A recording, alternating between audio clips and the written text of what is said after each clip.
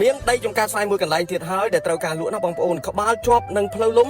មានប្រវែងជាង100ម៉ែត្រថែមទាំងមានភ្លើងរត់មកដល់ផងដែរផ្លូវលំមួយខ្សែនេះយើងអាចធ្វើដំណើរសម្ដៅទៅខេត្តបាត់ដំបងនិងខេត្តបៃលិនក៏បាន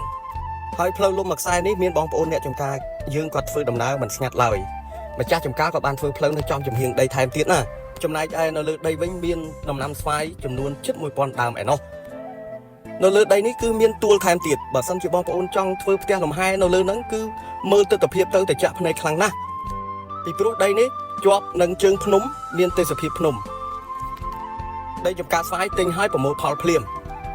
នោះទេសភាពភ្នំស្អាតណាស់បងប្អូនអើយជាពិសេសនៅរដូវវស្សាមានទេសភាពពណ៌បៃតងគួរឲ្យទាក់ទាញមែនទែនដីមានឯកសារប្លង់រឹងទំហំ6ហិកតាកន្លះទីតាំងស្ថិតនៅភូមិតាក្រក់ឃុំត្រែងស្រុករតនមណ្ឌលខេត្តបាត់ដំបងផ្លូវលំមួយខ្សែបាញ់មិញទោះបីជាខែវស្សាយើងធ្វើដំណើរមិនមានឧបសគ្គឡើយណាចំពោះតម្លៃវិញ$7000ក្នុង1ហិកតាចរចាបានថែមទៀតណាបងប្អូនបើយើងគិតចម្ងាយពីផ្លូវជាតិលេខ57វិញមានចម្ងាយប្រហែលជាខ្ទង់4គីឡូណាបងប្អូនមើលតែទិដ្ឋភាពជាប់នឹងជើងភ្នំខ្ញុំផ្ដោតសំខាន់បំផុតគឺជាប់នឹងជើងភ្នំនឹងតែម្ដងណាមានផ្លូវនៅចំចំហៀងថែមទៀតដីមួយនេះ